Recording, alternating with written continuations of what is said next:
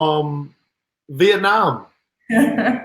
That's right. So, welcome everyone. We've got Shannon Willoughby all the way from Vietnam. And what city, Shannon?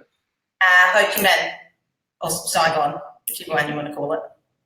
Wicked. Hey, well, look, I know you're flat out. I know you've got a big business you're running and you've got big things happening. So, fill everyone in on, where you are and why you're there.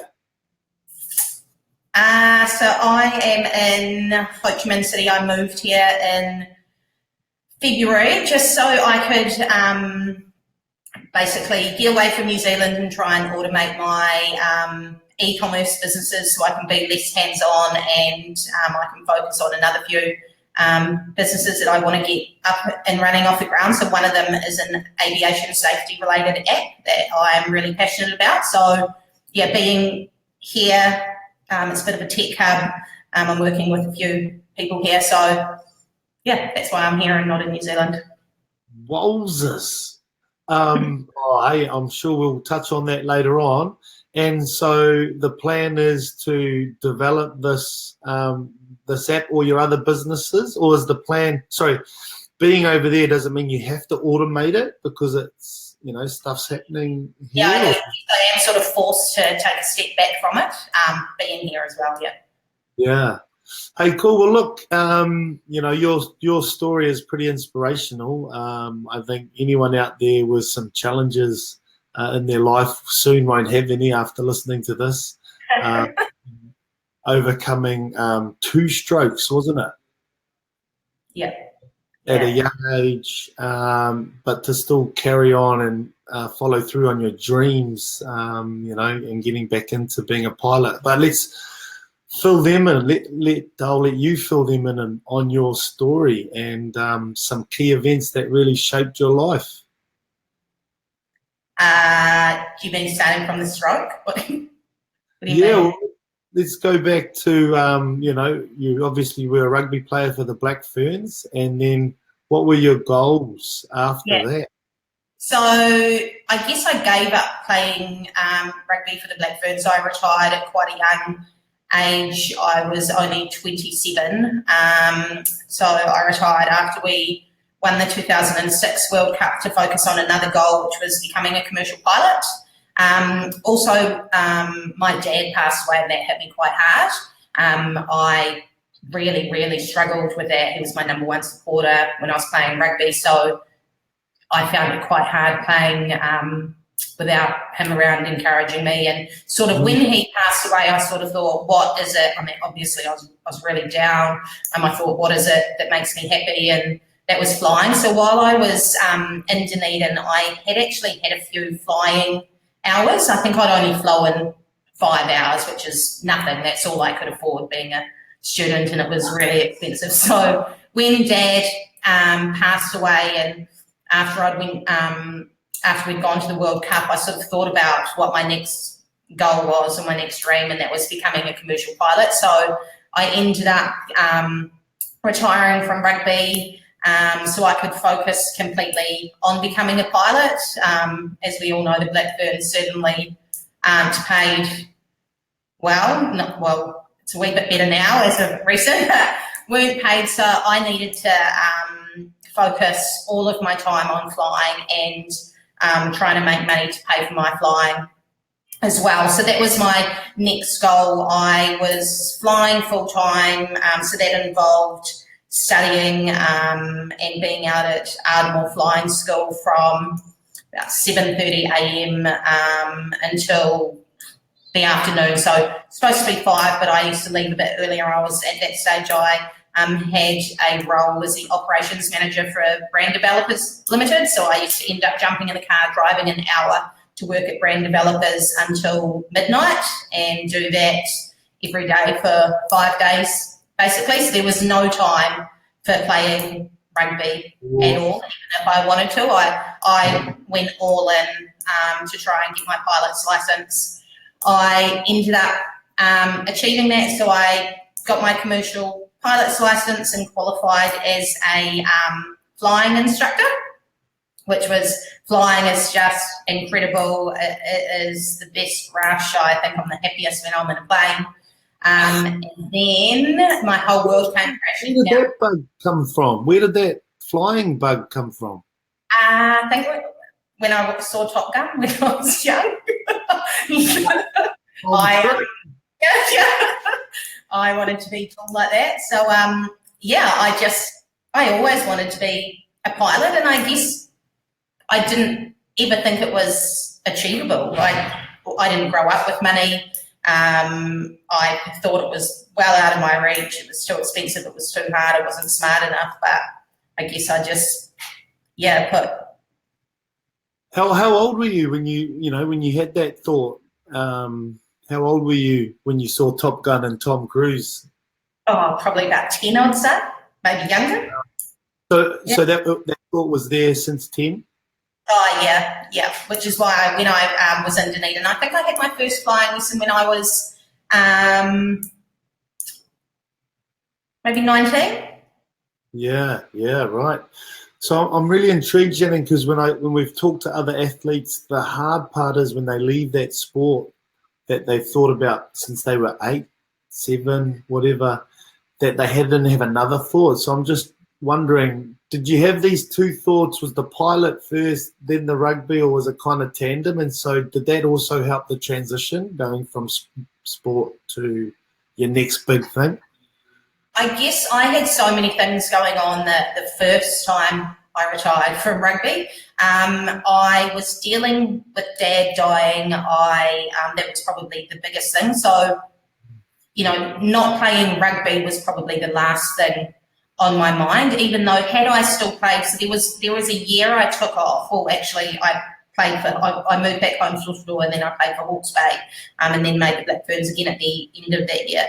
And then after that, I probably should have kept playing to take my mind off Dad passing away. But, I was young, I was stupid. I didn't really think that. So there were a few other things on my mind to not completely focus on what I'd given up. And so it probably did help that I had another goal of flying to move into and focus completely on that. It probably, maybe I was a bit obsessive. I don't know. I probably took all of my rugby thoughts and put it all into flying. I'm not sure. I think having something else to focus on definitely helped me. I was still living, so when I moved to Auckland, I moved in with 5 girls who still played for the Black Ferns. I lived on the College Rifles rugby ground in a College Rifles house. So I was surrounded by rugby still. I just wasn't playing, and it was tough, but having something else to focus on definitely helped. Right. And so who helped you there, Shannon? Like if people out there or athletes out there who want to take the next step on their next journey, who helped you? I had lots of friends and family support, I guess. I didn't speak to anyone, if that's what you mean. I didn't talk to anyone. And looking back, I probably recommend if you're an athlete leaving, if you're a professional athlete moving into the real world, I would definitely recommend speaking to someone about that transition. I think it really would help. But looking back, I would have definitely done that for sure. But I had lots of friends and family who just made me look to flying, look at what you're going to achieve, just keep focusing on flying. And because it was pretty tough working full-time and flying full-time. There were definitely times when I was pretty stressed out and really tired and exhausted that I wanted to throw one of them in, and if I threw in the job, I wouldn't have been able to afford to fly. So, yeah. Right, and so you set that plan out and you started trucking along, and you got there, and what was your next big challenge?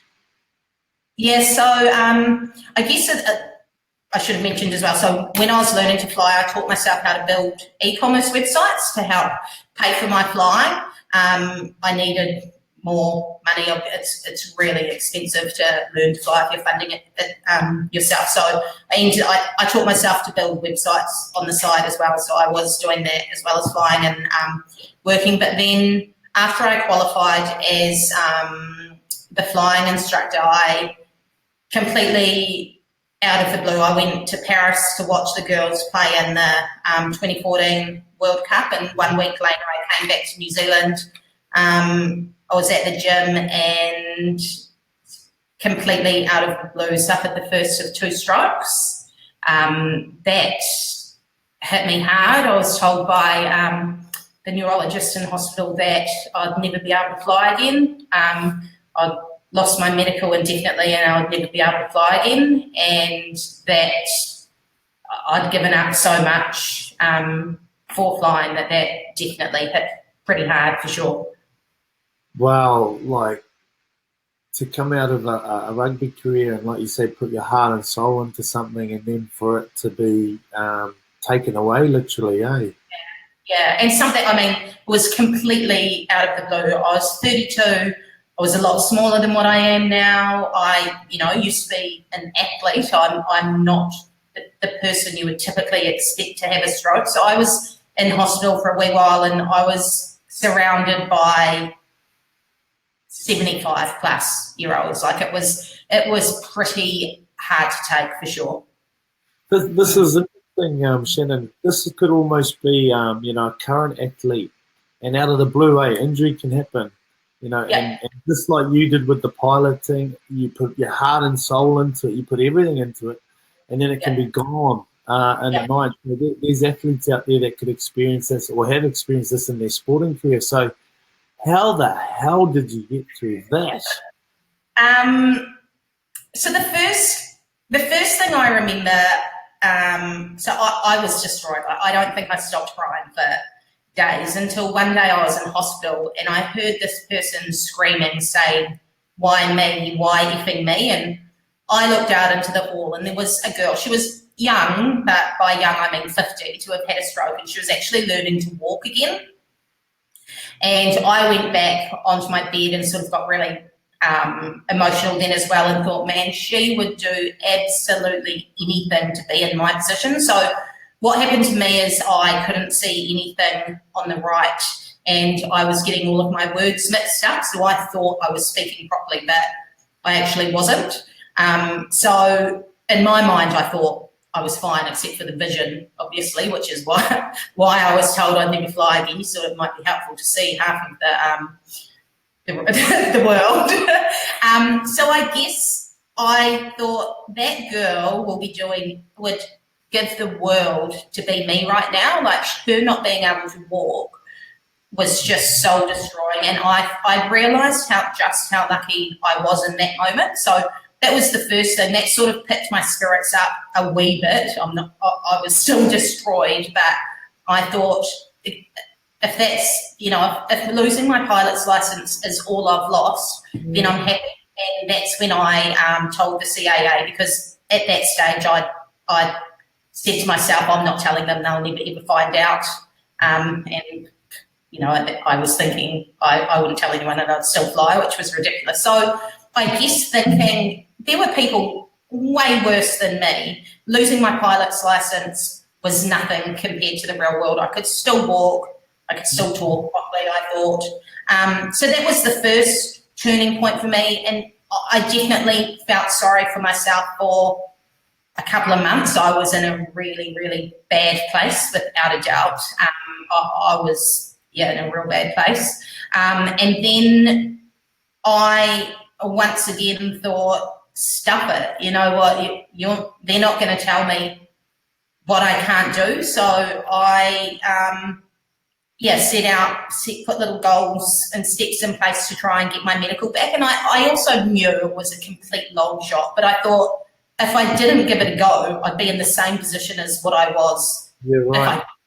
It would be a no anyway, so I might as well give it a go. And if they say no, well, I'm in the same place. So I went and got a second opinion from a new aviation doctor, and he said to me, chances are you'll never fly again. And I got that. And he said, so you need to try and do anything possible to try and prove that you're fit and healthy. So he recommended I started playing sport again, and I'm pretty sure he probably meant netball or touch. But I got on my rugby ball.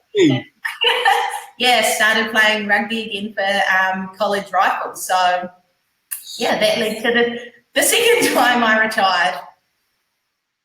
And look, what I picked up there, Shannon, is a really important point, and it's that change of perspective. When you heard that other lady down the hallway, because at times when we're in a hole, we think, oh my gosh, it is the end of the world for us. And so, how can an athlete, is there any advice, and I might put you on the spot here, for other athletes who, might feel like they're in the hole, how can they go and get another perspective maybe? I don't know. I guess it is really difficult to change your mindset. Like, it took me a good couple of months. I was really down and out and thinking my life was over and the world is so shit and I've been dealt the worst cards, and it was really hard. But I guess just whatever works for you. I listen to podcasts, I read articles, I watch YouTube videos, even watch a movie about someone worse off than you. I don't know. There's people worse off than you. So I guess once you realise that, it sounds quite morbid, but it does help a wee bit to know that other people are going through worse than you. It's not the end of the world, and just surrounding yourself with really positive people who are in your team, who are in your camp. You don't want to surround yourself. Like, I never once had someone say, oh, Shannon, you're dreaming. You're never going to get your medical back. I had people who said, yeah, you'll do it. And they've all since told me that they were thinking, Jesus, she's never going to do it. But, it's people who are there pushing you, saying you can do this, or picking, even if, other people might be feeling down. I don't know, it might not be relative to something you want to achieve that you've been told not, but just surrounding yourself with positive people, I think, really does help your mindset and changes from thinking you can't to you can. Yeah, awesome tips. Change your perspective and surround positive people. So you went for it and you started to, regain this goal of yours of getting your pilot's license, and you went back to February and how did the rest of the journey pan out? Yeah, so I went back. I played for college rifle, so I had my first game back was actually 3 months after a heart operation. So I was really, really scared, but probably quite stupid. But my eye was on the prize big time. I wanted to get my medical back. I wanted to prove I was fit and healthy. Felt like I'd been hit by a train. It hurt so much after the first few games, but I just loved being part of a team again, and everyone working towards that same goal, everyone really positive, trying to achieve a collective goal. It was huge for my mindset again, huge for confidence. I'd lost so much confidence after that stroke, like I said, completely out of the blue, and it knocked me like there's no tomorrow. So, yeah, being surrounded by people, not only being surrounded by good people, but getting fit again really, really helped. So I played for college rifles. I then somehow miraculously made the Auckland team that year, which that was a really proud moment for me. And then 1 year to the day of me being admitted to hospital, I was named to start at number 8 for Auckland in the semi-final of the NPC that year. So that was a pretty good day when that happened. I shed a few tears when the coach named the team, for sure, just knowing how far I'd come. And so the whole, the thing that was driving you to get out there on the footy field was this point to prove you're fit to then get your license back. And so what happened next? That almost sounds a bit selfish, doesn't it? I was playing a team sport to look after me, but I definitely, I was, not going to lie, I was playing rugby to try and prove I was fit and healthy. So I ended up 18 months later, went flying, got my medical back 18 months later to the day after being told I'd never ever fly again, and coincidentally on World Stroke Day in 2016 I went flying again for the first time with Emma Jensen, who's Black Fern too. So went flying for the first time it was World Stroke Day, and I had no idea. So yeah, proved them wrong, went and did it. Oh, Paki. And that point about being fit and that point about being around a team, having a common goal, this camaraderie, this sense of camaraderie is also like it's the number 2 challenge when athletes transition. You know, loss of identity is the top one. Second one's this loss of camaraderie. So how does that, you know, where does that sit with you now after coming through all that and still not playing, but you're in this, you're on this other amazing journey? Like, where does that sit? Yeah, I struggled a lot the second time around when I retired. So I played my last game for College Rifles last year, and I was so much worse than the first time around, just because I knew what it did for me. You know, coming, you know, being, yeah, it was huge. It changed my life. I was so much more positive. So I guess it did hit me a lot harder that second time around. But once again, I set goals outside of rugby, so I'm really focused on this app. I've got a few goals I want to achieve in my e-commerce businesses. So I guess just having other goals rather than, I mean, when you play sport, obviously you always want to win a championship or whatever you're playing, and you always have that goal. So I think once you leave, if you've got other goals, it really will help, because if you retire and you don't have anything you want to achieve, and it doesn't need to be a big goal, it could even be finishing a course or, oh God, I don't know, something you're passionate about, just anything, any little goal, I think it really will help. And go back to surrounding yourself with good people again, definitely. Well, Shannon, look, your point is crucial. You know, we spoke to David Galbraith, who does a lot of the psych work with the Sevens and the Chiefs, and he says you've got to find this bigger calling, this bigger passion, because when this when this joyride of being an athlete ends, and it ends, you can't play forever.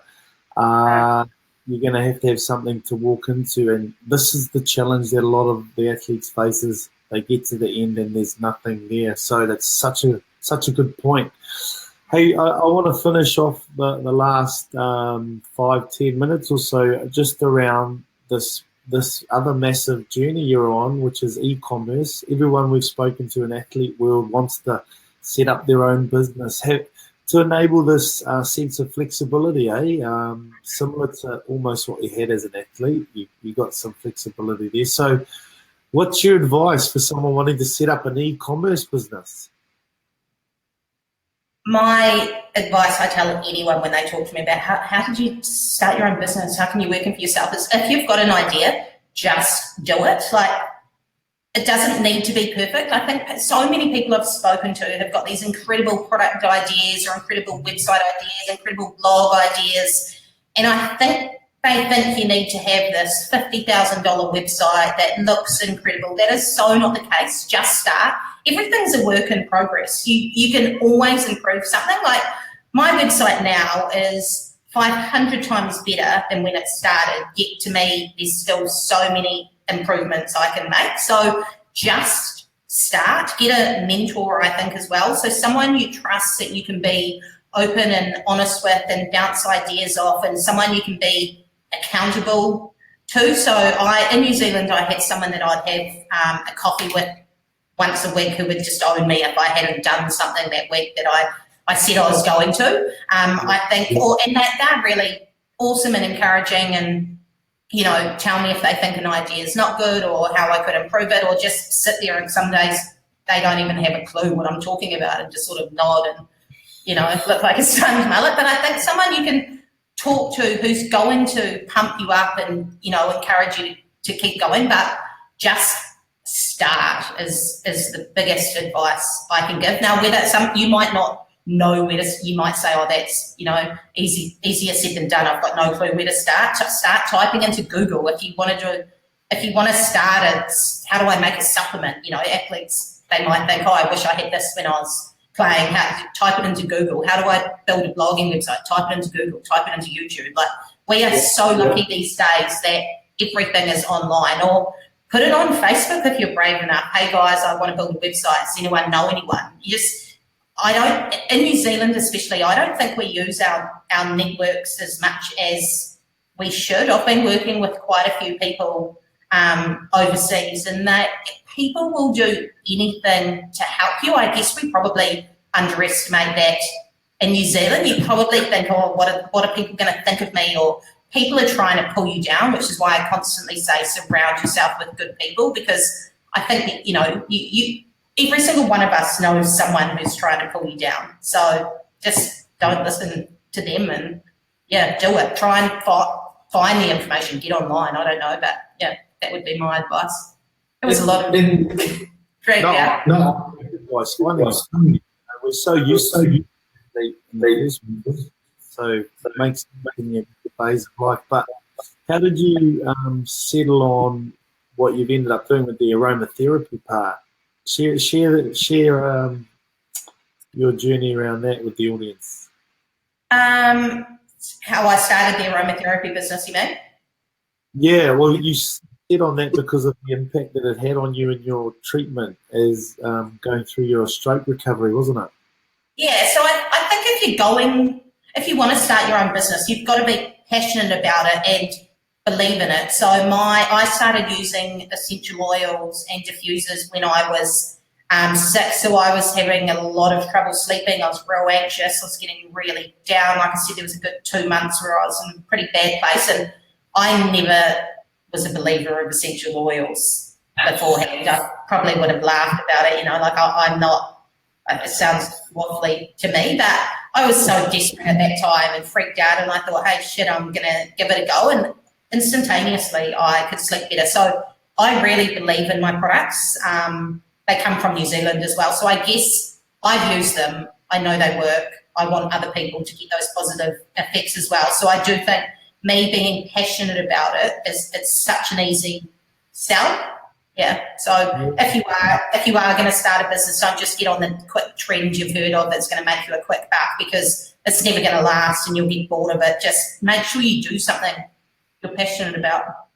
Such a good tip, and we can't underestimate that, eh? And look, you know, when we're talking about an e-commerce business here, I just want to reiterate to the listeners, this is no small e-commerce business either. You know, Shannon knows what she's talking about. There's a fair bit of cash flow coming through each month, and this is what athletes also want, Shannon. And so e-commerce is a way to do that and have, you know, that flexibility.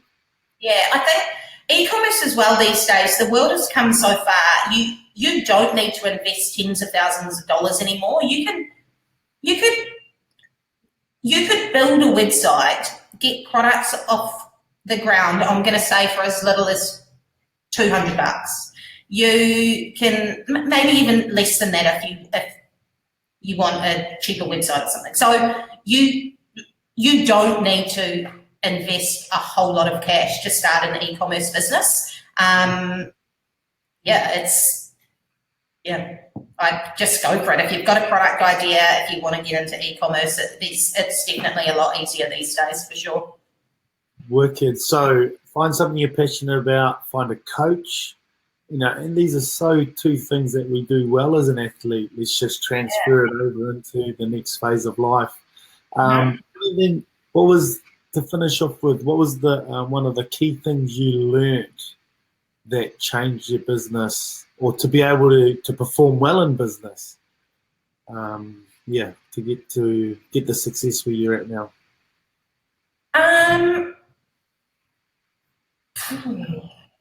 Probably it just comes down to just starting, I guess. That's probably how that sounds really basic, but how I've been successful. Like, I never knew how to use Instagram. I watched a couple of videos on YouTube and sent out some product and got my first sale off Instagram. I was a bit nervous about spending money on my first Facebook ad, just watched a video on YouTube, invested $10, made $30 back, keep reinvesting. The biggest advice is just do something. Like I said, like Facebook ads, right? I spent $10. I'm not going to lose sleep over losing that $10 if it didn't work. So I just try stuff, see if it works. You know, it works great. If it doesn't, well, you always learn something from your failings anyway, I think. So, yeah. We could just do it, as the saying goes. And back yourself. Really believe in yourself, because if you don't back yourself, I don't know who else will. So yeah, just back yourself and do it. Hey, well, look, Shannon, you've outlined, your challenges, your vision. Can you, and I know Kiwis aren't good at doing this, but can you give us a picture of what your life is like now after getting through all those challenges and, developing your business to where it's at? What is life like for Shannon Willoughby? Yeah, it's pretty cool at the moment. I guess I'm living the dream over here. I get to travel to these awesome places, which is so close. I'm flexible. I'm on my own time. I get to fly back to New Zealand every month at least. I'm flying back to see friends and family and just make sure that my aromatherapy business is going well. I get to fly every weekend when I'm back in New Zealand. You can't just hire a plane here, unfortunately. But yeah, life's pretty good. I get to focus on my new goals that I have. So yeah, it's pretty good. Lots of challenges still, though. I've still got lots of goals that I want to achieve. Yeah, I'm sure you do, but I'm sure, you'll find a way to get through those challenges.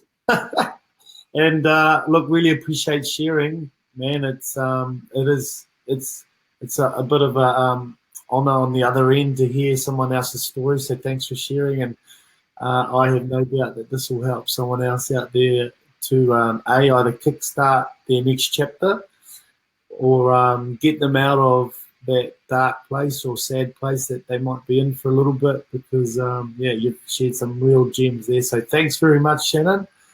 If anyone has any questions about e-commerce, you can definitely message me too. I'm more than happy to give advice. Wicked. We might have to do an athlete session when you come back. At College Rifles. All right. Hey, well, thanks so much for having me. Cool. Hang on for a second after that. But yeah, all the listeners, go forth and go well. JT Shannon out.